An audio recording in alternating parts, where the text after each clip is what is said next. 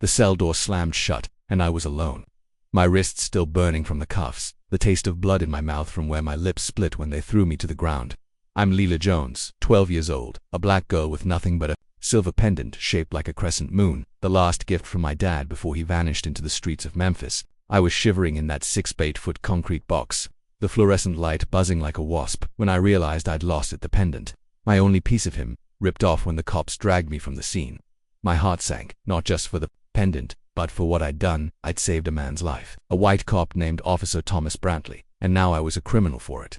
It started hours earlier, when I was scavenging for food behind a diner off Beale Street, my stomach growling, louder than the traffic. I'd been on my own since Dad left 2 years ago, after Mom's heart gave out. The pendant, barely an inch long, hung around my neck, a reminder of Dad's promise. You're stronger than the world, Lila. I was picking through a dumpster, my 4 feet 9 inches frame barely reaching the edge, when I heard a crash. A red pickup truck smashed into Brantley, a cop I'd seen hassling homeless folks like me, and sped off. He was sprawled on the asphalt, blood gushing from his thigh, a jagged wound tearing through his uniform.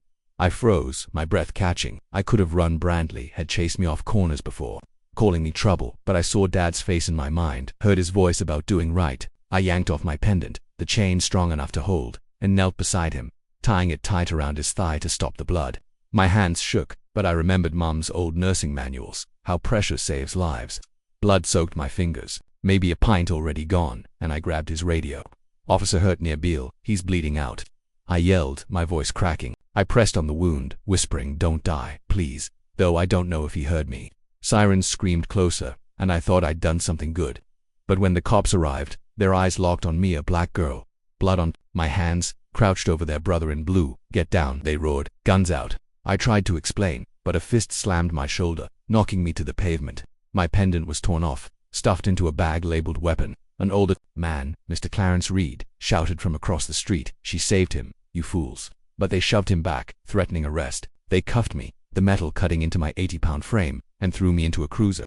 Through the window I saw Brantley on a stretcher, pale as death, and Mr. Reed still arguing, his voice drowned by the engine as we sped away. I wanted to scream, to tell them I was just a kid who'd tried to help, but fear choked me. Why did doing right feel like a crime? The Shelby County Juvenile Detention Center was a maze of cold walls and sharper voices. They processed me like I was livestock fingerprints, a mugshot where I looked small and scared, and a guard snarling, here's the cop killer. My oversized jumpsuit swallowed me, and they took my sneakers, leaving me in socks that slid on the slick floor. The cell had a thin mattress, a steel toilet, and a light that never stopped humming. I curled up, my mind racing back to the pendant, to Dad's promise, to the blood on my hands. I'd saved Brantley, hadn't I? But the way those cops looked at me like I was a threat made me doubt everything I thought of Mr. Reed, his gray hair and fierce eyes, trying to defend me. Would he give up? Would anyone care? The guards didn't. One, a wiry man named Vickers, banged on my door, hissing, you're in deep, kid. I learned fast to avoid eye contact, but in the rec yard, other kids weren't so easy to dodge. A girl, taller than me, shoved me against a fence, sneering, you think you're tough, messing with a cop. My lips split again when I fell, and the nurse just handed me a bandage, saying, stay out of trouble. The only kindness came from Dr. Amara Wells, a psychologist with a soft voice who asked about Dad, about the pendant. You're brave, Lila, she said, but when she pushed for better conditions, the warden snapped that I was hired. I felt like a ghost, unseen except as a villain. At night, I'd trace the pendant's shape in my mind, imagining Dad's hands giving it to me. I started whispering stories to myself, tales of a girl who could outsmart the world, to keep from breaking. I didn't have my pendant, but I had my voice, and I clung to it like a lifeline. Memphis was boiling outside, or so the guards said. They whispered about protests in Soulsville where folks like me scraped by, chanting my name. But they also said the news was tearing me apart. WMC-TV calling me a delinquent, splashing an old-school photo where I looked angry, edited to make my eyes darker, my face harder. It stung worse than the cuffs, knowing strangers hated me for a lie. My public defender, Ms. Karen Holt, was no help. She rushed in, papers spilling, and barely glanced at me. Plead not guilty, and we'll sort it, she mumbled, her phone pinging. When I tried to tell her about the pendant, how I'd used it to save Brantley, she sighed. No evidence, Lila, no evidence. My whole body was evidence, my shaking hands, my racing heart, the blood I couldn't wash off. She left in minutes, and I felt like I was sinking. I heard about a hashtag back Brantley, blowing up online, with folks saying I deserved life in jail. It was like the world had decided I was guilty before I could speak. Dr. Wells told me Mr. Reed had been visited by cops, warned to keep quiet. I didn't blame him, he was old, with no one to protect him, but it left me alone, fighting a machine, too big to see. Still, I started something in detention, a story circle. I'd tell the other kids tales about Dad teaching me to dance under streetlights, or a made-up hero who could talk to stars. They'd share their own, and for a moment, we were just kids, not criminals. The guards hated it, breaking us up, but I kept going. It was my way of holding on to hope, of proving I was more than their labels. The real villain wasn't the cops who cuffed MIT, was Detective Raymond Cobb, a man with cold eyes and a colder heart. I heard his name from Dr. Wells, who said he was building the case against me. Cobb was a veteran, 50, with a reputation for cleaning up Memphis by locking up black kids like me. He saw me as a trophy, a way to boost his conviction rate, and win favor with the mayor, who was pushing a tough-on-crime campaign. Cobb twisted everything. The pendant became a strangling tool, my radio call a ploy to cover my tracks. He ignored Mr. Reed's statement, buried the truth about the pickup truck, and fed lies to the press. I hated him, not for hating me, but for hating the truth. His voice, sharp and smug, echoed in my nightmares, promising I'd never see the sun again. One night, I overheard Vickers say Brantley was awake, asking about the girl who helped. My pulse raced. Could he save me? But Vickers laughed, saying Cobb had it under control. I sank to the floor, the weight of it crushing me. I'd saved a man's life, but Cobb's ambition, his need to win, was stealing mine. Still, I whispered a new story to myself about a girl with a crescent moon who outsmarted a giant. I didn't know if Brantley would speak up, if Mr. Reed would find his voice, or if my stories would ever reach the world. But I knew I wasn't done fighting. As the cell light flickered, I made a promise to Dad, to Mom, to myself. I'd keep my heart strong, no matter what came next. The concrete walls of my cell seemed to close in tighter each day, the buzz of the fluorescent light drilling into my skull like a warning to give up. I'm Leela Jones, still 12, still trapped in Shelby County juvenile detention. My crescent moon pendant gone, my hope fraying like an old rope. It had been weeks since I'd saved Officer Thomas Brantley's life, tying my dad's pendant around his bleeding thigh to stop the blood after that red pickup truck hit him and fled. I'd thought I was doing right, but the cops saw a black girl with blood on her hands and decided I was a monster. Now I was here, 4 feet 9 inches and 80 pounds, labeled a cop attacker, my world shrinking to this 6-feet cage. The guards' sneers, the other kids' shoves, the endless silence. It was all designed to break me, but I wouldn't let it. I kept whispering stories to myself, tales of a girl who could climb out of any darkness, and I held on to the memory of Mr. Clarence Reed, the old man who'd shouted my innocence on Beale Street. Would he keep fighting for me? Or had Detective Raymond Cobb, the man twisting this lie, scared him silent like everyone else? Cobb was the shadow over everything, a 50-year-old veteran with a hunger for power, his cold eyes seeing me as a stepping stone to a promotion. He'd taken my pendant, called it a weapon, and built a case to bury me, all to please the mayor and his own ego.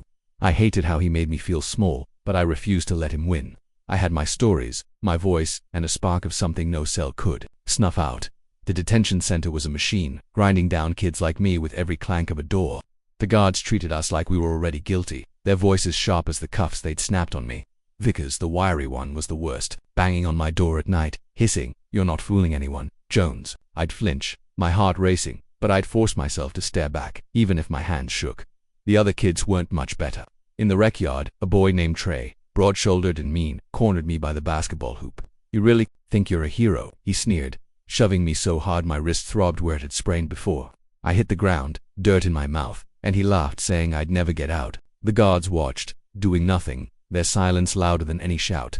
I wanted to cry, but I bit my lip, tasting blood again, and scrambled up. I wasn't a hero, but I wasn't what they said either. Dr. Amara Wells, the psychologist, was my only lifeline. She'd sit with me in a cramped office, her brown eyes soft, asking about Dad, about the pendant, about what kept me going. "You're stronger than this place," she'd say, and I wanted to believe her. But when she pushed for me to be moved out of isolation, the warden, a stern woman named Ms. Hargrove, shut it down, calling me a danger to staff. Dr. Wells' face fell, and I saw her fight to hide her frustration. She believed me, but belief wasn't enough in a system built to crush. Still, she gave me a notebook, small enough to hide in my sock, and I poured my heart into it. Poems about moonlight, about a girl who could outrun shadows. Writing was my rebellion, my way of proving I was still Leela, not just a number. Outside, Memphis was splitting apart, or so I heard from whispers in the halls. Soulsville, where I'd scavenged and slept in alleys, was alive with protests, people chanting my name, holding signs that said "Free Leela." It made my chest ache, knowing strangers cared, but it also scared me. Would it make things worse? The guards smirked about it, saying the city was losing its mind over a delinquent. They'd pass around a newspaper, the commercial, the Peel, with a headline that cut deeper than any shove: "Street girl attacks hero cop." They'd used a photo from my old school, one where I was just tired, but they'd darkened my skin, sharpened my eyes to make me look like a threat. I felt sick, my stomach twisting. How could they lie so Detective Cobb was behind it, I knew. Dr. Wells told me he'd been to the newsroom, feeding them stories about my violent past, though I'd never hurt anyone. Cobb wasn't just a cop, he was a storyteller, but his stories were poison, painting me as a villain to win favor with Mayor Evelyn Grant, who was pushing a clean-up Memphis campaign. Cobb's ambition was a fire, and I was the fuel. He wanted a high-profile conviction to secure a captain's badge, maybe a city council seat. I saw his face in my mind, smug and unyielding, and it made me want to scream. But screaming wouldn't help. I needed to survive to keep my story alive, even if no one else heard it yet. My public defender, Miss Karen Holt, was supposed to be my voice, but she was more like a ghost. She came once, her briefcase overflowing, her eyes glued to her phone. "Lila, just say not guilty, and we'll figure it out," she said, not even looking at me. I tried to tell her about the pendant, how I'd used it to save Brantley, how Mr. Reed saw everything, but she cut me off. "There's no evidence, kid. Don't make this harder." Her words hit like a slap. No evidence. My hands were evidence. My heart was evidence. The truth was evidence. But she was gone in 10 minutes, leaving me with nothing but a sinking feeling. I wondered if Cobb had gotten to her too, whispering lies about me being a lost cause. I felt betrayed not just by her, but by the whole system that let her walk away without a fight. Dr. Wells tried to reassure me, saying Holt was overworked, not cruel, but it didn't ease the ache. I was alone, except for the other kids in detention, and even they were a risk, but I couldn't give up. I'd started the story circle in the rec yard, whispering tales to a few kids when the guards weren't looking. I'd tell them about Dad spinning me under streetlights, or a girl who could talk to rivers. They'd share their own stories about lost homes, lost dreams, and for a moment, we were free. One girl, Maya, shy with braids like mine, told me about her mom singing gospel before everything fell apart. It was the first time I saw her smile. The guards broke us up, Vickers yelling we were plotting, but I kept it going in secret, passing stories like a flame. It was dangerous, but it was ours, and it made me feel like I could still matter. The city's divide was growing, seeping into the detention center like damp rot. I overheard Mr. Tate, the younger guard who'd once nodded at my notebook, talking about a community radio station in Soulsville, WSOU, broadcasting my story. They called me the girl with the moon, playing songs for me, reading letters from folks who believed I was innocent. It brought tears to my eyes, but it also scared me. Cobb would hate it. Sure enough, Vickers said Cobb had visited the station, threatening to shut them down for inciting unrest. I imagined Cobb's voice, low and sharp, demanding control, and it made my skin crawl. He wasn't just fighting me, it was fighting truth itself, because truth threatened his power. The radio gave me hope, but it also made me a target. In detention, Trey and his crew got worse, egged on by rumors I was causing trouble in the city. One day, he snatched my notebook when I wasn't looking, tearing out a page before Mr. Tate stepped in. I got it back, but the rip felt like a wound.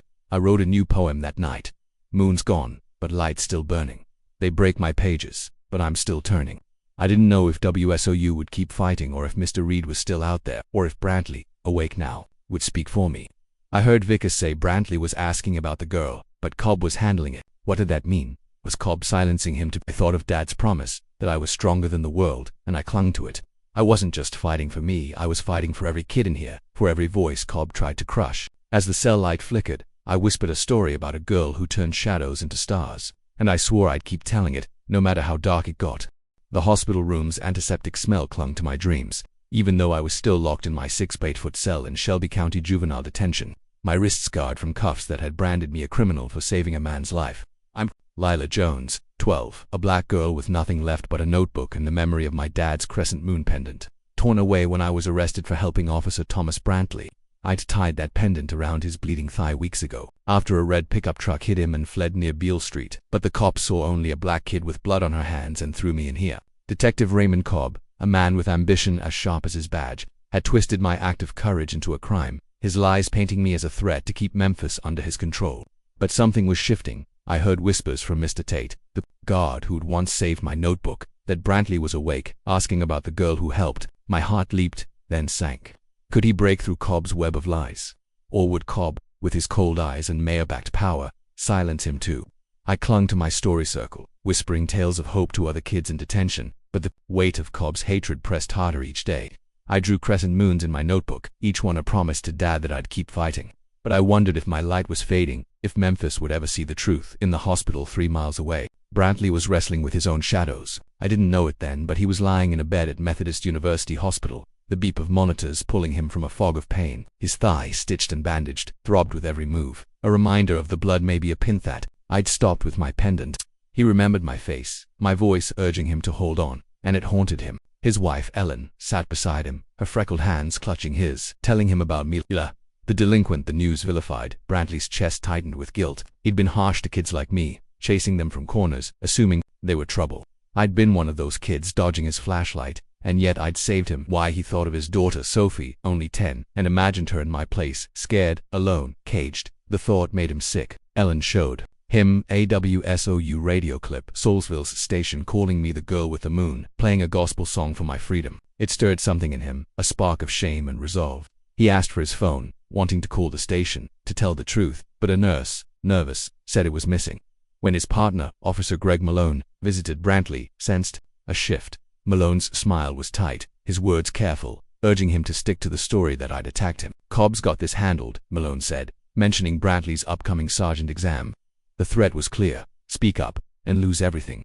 But Brantley couldn't shake my face, my pendant's silver glint. Late that night, with Ellen's help, he recorded a video on her phone, his voice hoarse but firm. "Lila Jones saved my life. She's no criminal." He sent it to WSOU, hoping it would reach beyond Cobb's grasp, but fear gnawed at him. Would this cost his family? Back in detention, I felt the city's pulse through scraps of news. Mr. Tate, risking his job, slipped me a folded radio transcript from WSOU, where a DJ named Sister Rose read Brantley's words.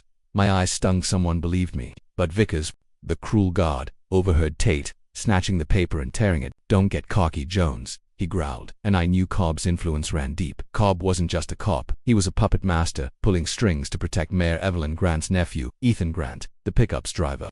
I learned this from Dr. Amara Wells, who whispered that a reporter, Alicia Torres from the Commercial Appeal, was digging into the case. Torres had found a food truck's dashcam near Beale, showing a red pickup with custom chrome rims. Ethan's truck. Cobb had buried it, threatening the truck owner with health code violations. I hated Cobb more each day, not for his lies, but for his cruelty, his need to crush me to climb higher. He saw black kids like me as disposable, our lives cheap compared to his ambition. I drew a moon in my notebook, its edges sharp, and wrote, "He steals my light, but I'll burn brighter." The story circle grew bolder, with Maya teaching us a gospel hum, her voice trembling but strong. We sang in whispers, defying Vickers, and it felt like a spark catching fire.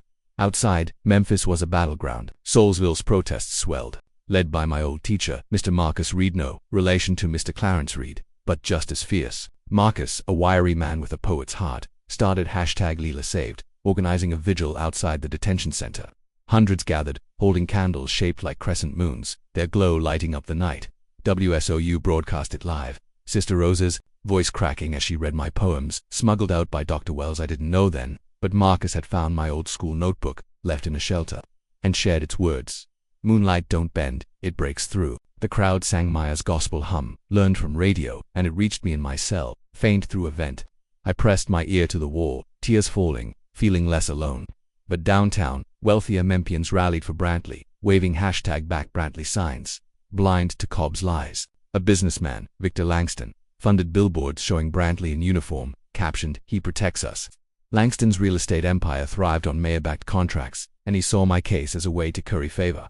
Cobb met him at a country club, promising a conviction to keep order. I imagined Cobb's smirk, his hand on Langston's shoulder, and it made my blood boil.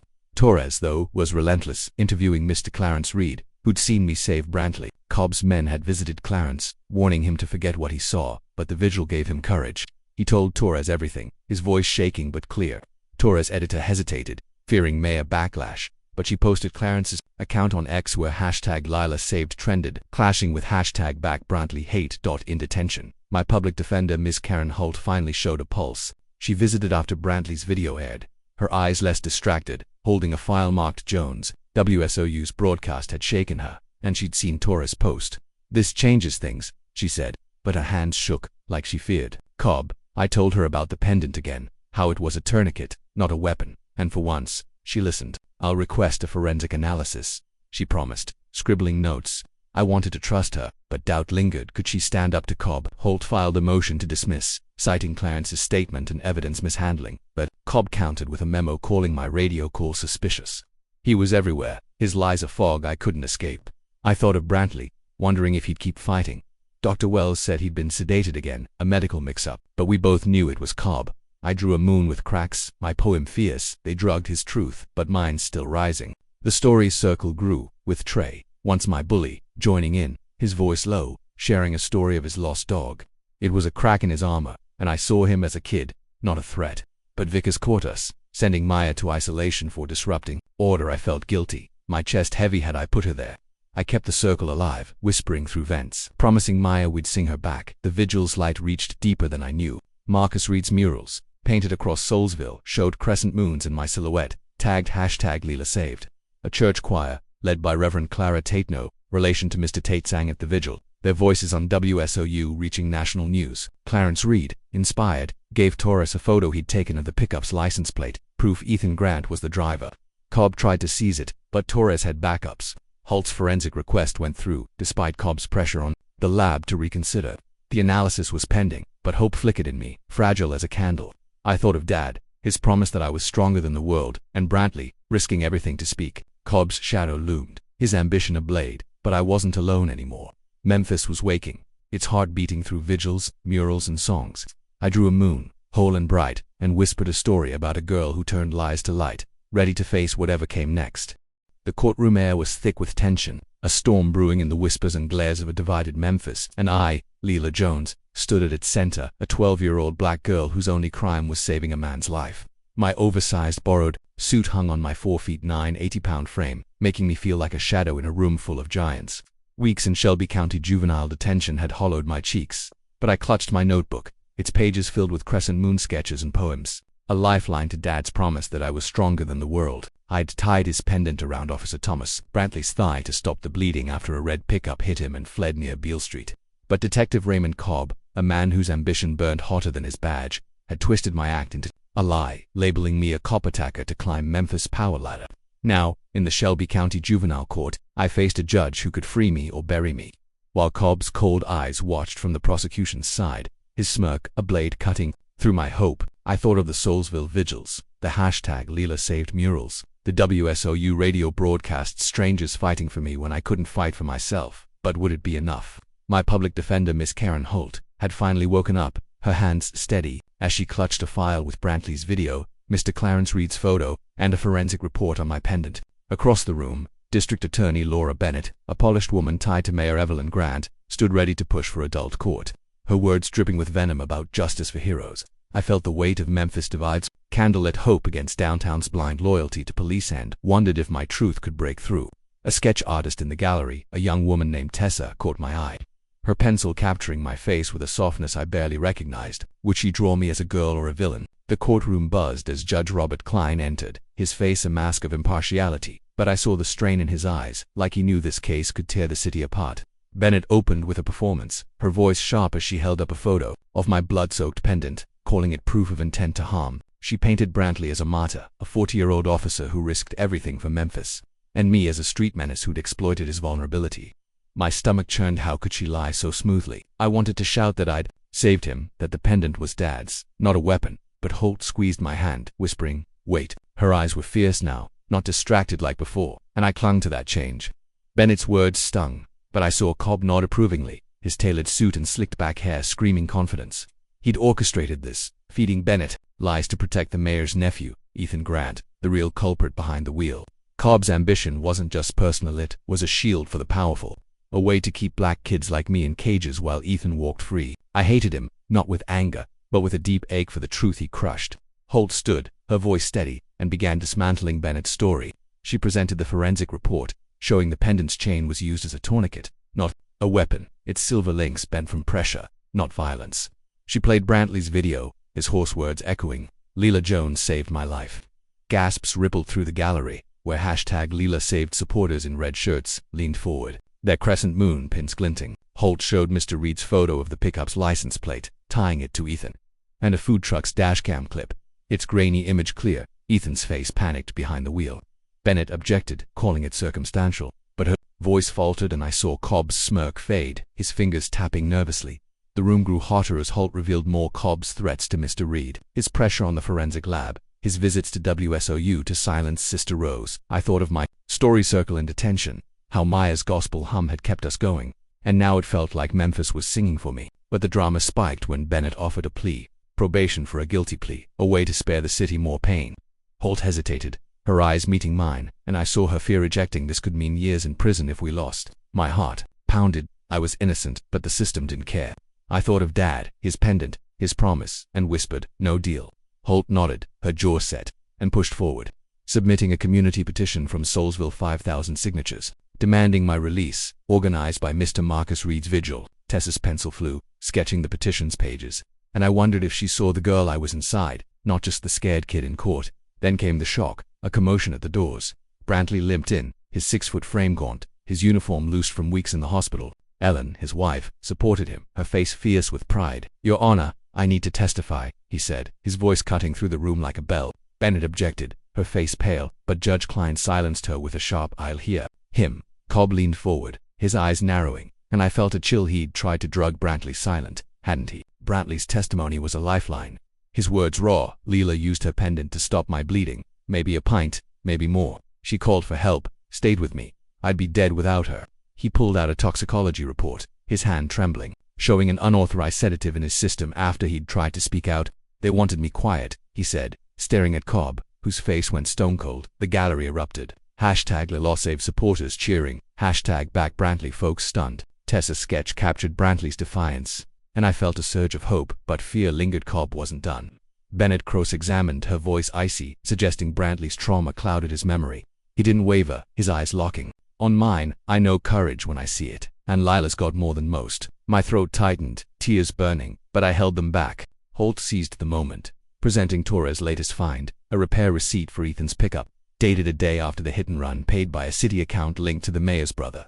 The evidence was a tidal wave, Clarence's photo, the dashcam, Brantley's truth, my pendant's proof. Cobb's fingers stopped tapping. His face was a mask, but I saw fear in his eyes. He'd built his career on convictions, on keeping Soulsville in line, but now his lies were crumbling. Judge Klein called a recess, his expression unreadable, and I sat, clutching my notebook, drawing a crescent moon with wings. I thought of Maya, still in isolation for our story circle, and Mr. Reed, risking everything to paint murals. Would this be enough? As we returned, Bennett tried one last move, claiming my history of defiance justified detention. Holt countered with my poems, reading one aloud. "Moon's light don't break, it bends the dark." Tessa's pencil paused, her eyes wet, and the gallery fell silent. Feeling my heart in those words, Judge Klein's ruling came like thunder. He dismissed all charges, his voice booming. "This case is a disgrace to justice. The police and prosecution have shamed Memphis with their deceit." He ordered a federal probe into Cobb's actions, citing egregious misconduct. The room exploded. Cheers from Soulsville, silence from downtown. Brantley limped to me, his hand shaking as he returned my cleaned pendant, its crescent moon gleaming. "You gave me my life," he said, and I hugged him, tears falling, the pendant heavy with Dad's love. Cobb stood, his face gray, and stormed out, but I knew his fight wasn't over. He'd claw to keep his power. Outside, as we stepped into the sunlight, cops moved to rearrest me, claiming public disturbance from the vigils, but the crowd, Soulsville church choirs, even some downtown folks formed a circle around me, their crescent moon pins shining. Alicia Torres live-streamed it, her voice steady on WSOU. "Memphis stands with Leela." I held my pendant, feeling Dad, Mom, and a city's heartbeat. Cobb's lies had lost, but his shadow lingered, and I knew the real battle for truth, for justice was just beginning. I drew a moon in my mind, its light, fierce, and vowed to keep shining, no matter what came next. The Memphis breeze carried the scent of spring as I stood in Tomley Park, my crescent moon pendant glinting under a sky ablaze with stars, each one a reminder that I, Leela Jones, was free. I'm 12, a black girl who'd saved Officer Thomas Brantley's life with my dad's 1-inch silver pendant, tying it around his bleeding thigh after a red pickup hit him and fled near Beale Street. Detective Raymond Cobb's lies had caged me in Shelby County juvenile detention, branding me a cop attacker to shield Mayor Evelyn Grant's nephew, Ethan Grant, and fuel his own ambition. But Judge Klein's ruling dismissing all charges, condemning Cobb's deceit, had unshackled me, and now, weeks later, I stood surrounded by Soulsville's heartbeat, their crescent moon pins glowing in a crowd that had shielded me from a final police grab. Alicia Torres' WSOU livestream had shown the world, Leela Jones is free, and Memphis rises with her. I held my notebook, its pages of poems and moon sketches my armor through those dark days, and felt Dad's promise pulse in my 4'9", 80-pound frame. "You're stronger than the world, Leela." Freedom was a gift, but it came with scars, nightmares of cuffs, Cobb's cold smirk, Maya's isolation. As I stepped into a new life, I wondered, could I heal, and could Memphis heal with me? Tessa, the courtroom artist, handed me her final sketch at the park's edge, my face radiant with hope, and I tucked it into my notebook, vowing to carry that light forward, for every soul Cobb tried to dim. Memphis was a city remade, its fault, lines exposed but mending. The Department of Justice's probe, launched days after my release, dug into the police department's racial bias and evidence tampering, with Cobb's name a lightning rod. Ethan's confession to the hit-and-run part of a plea deal unraveled Mayor Grant's cover-up, forcing her resignation amid a chaotic press conference where she dodged questions about the pickup city-funded repair. I watched on WSOU Sister. Rose's voice, steady, lies fall, truth stands. Cobb, suspended and indicted for coercion, faded from view, but I sensed his bitterness, a man whose captain's badge dreams crumbled. His ambition had been a virus, infecting Memphis too, keep black kids like me down, and though he was gone, I knew his kind lingered. Commissioner Tanya Ellis, a black woman with steel in her eyes, stepped in, her reforms bold, a civilian oversight board with real teeth, training on my case to teach officers to see humanity, not skin, and hiring Soulsville residents to mirror the city I wanted to believe in change. But detentions, equivoques, sneers, trays, shoves made me wary. Soulsville, though, embraced me like family. Mr. Marcus Reed and Reverend Clara Tate led a drive to build me a 900-square-foot bungalow. Its blue walls and porch swing a haven. Inside, a quilt with crescent moons covered my bed, and a desk held my poems. I walked its floors, tears falling, missing Dad but feeling Mom's warmth. Dr. Amara Wells, my detention psychologist, came weekly, guiding me through post-traumatic stress flashbacks of Cobb's lies, guilt for Maya's punishment. She said my resilience was my power, and I wrote a poem to prove it. Moon's cracks hold light, not shame. Brantley's journey mirrored mine, his courage a beacon. He retired from the force, his thigh scar a reminder of the pint of blood I'd stopped. Threats slashed tires, whispered warnings followed, but he and Ellen stood tall. He visited my bungalow, his 6-foot frame stooped with humility, apologizing for chasing kids like me. You changed me, Lila, he said, giving me a crescent moon keychain, its silver matching my pendant. I forgave him, seeing Dad's struggle in his eyes, a man fighting to be good. Brantley and Ellen became my guardians, their home a second haven. Sophie, their 10-year-old, calling me sister. He taught ethics at the police academy. My story a lesson. Judge the act, not the face. I spoke there once, reading, truth's heavy, but it lifts us. Cadets stood, some crying, and I felt my voice shake the room. Brantley joined Mr. Reed's hashtag Leela Saved, speaking at vigils, his red shirt a symbol of change. With Ms. Holt, he launched Moonlight Justice, a citizen patrol training program, empowering Soulsville to hold police accountable. His old colleagues shunned him, their traitor whispers cutting deep. But Ellen said he slept better now, his oath to serve finally true. I saw his sacrifice, his pension risked, his safety and promised to honor it by thriving. Soulsville's love grew beyond my home. Mr. Reed's Scarf of Hope initiative, named for my pendant's courage, taught kids poetry and rights. I led sessions, my voice steady as I helped kids like Jamal, a shy boy whose eviction poem broke my heart. We hung our work in a Soulsville library, crescent moon frames glowing. A healing garden sprouted behind the center, moonflowers blooming under my hands, their night glow a promise. I read at its opening, roots split stone, like hope splits hate. My pendant, now in the Memphis Art Museum's Justice Rising exhibit, drew crowds. Tessa's sketch beside it, my story etched in history. A scholarship to Lausanne Collegiate School let me shine. My moon drawings winning art awards, my friends cheering my laugh. I wrote to Maya and Trey, vowing to fight for them. Memphis healed to Elise. Officers walked Soulsville talking, not cuffing. The Leela Jones Act, a national law, protected kids from adult trials, and I spoke in D.C. My pendant bright, every child's light matters. At City Hall, the first Lila Jones Crescent Moon Award went to Maya, her Gospel Hummer Festival anthem, Our Embrace sealing our story circles bond. The Unity Festival in Tomley Park, 2 miles from Beale, was Memphis' heart laid bare. Soulsville and downtown danced, crescent moon lanterns swaying. I read a poem, Moonlight's all, no matter who. Brantley followed, his voice firm. Lila taught me to see. We walked to the Mississippi, its waves mirroring the sky, and I reflected on my journey. I'd learned courage isn't loud, it's tying a pendant to save a stranger, whispering stories in a cell, standing when the world pushes you down. I learned racism thrives in silence, but truth, like moonlight, breaks through if you fight. I learned community is power. Soulsville's vigils, WSOU's songs, Tessa's sketches saved me as much as Brantley's words. And I learned forgiveness isn't weakness, it's seeing Dad in Brantley, hope in Maya, light in myself. I turned to the crowd, my voice clear. If you were in a situation like mine, facing racial bias and systemic prejudice, or witnessing a girl's heroism twisted into a crime, how would you approach it to achieve the best outcome? Would you speak, even if it cost you? Would you listen to the silenced or stand with the crowd? Your choice could change a life, a city, a world. I held my pendant, feeling Mom, Dad, and Memphis, and whispered a final story of a girl whose moon never set, lighting a path for us all. This completes the 5-part story, Lila's Courage, with the final part incorporating your requested reflection and reader engagement question. Please let me know if you have any feedback, require adjustments, or need further assistance to ensure the story aligns with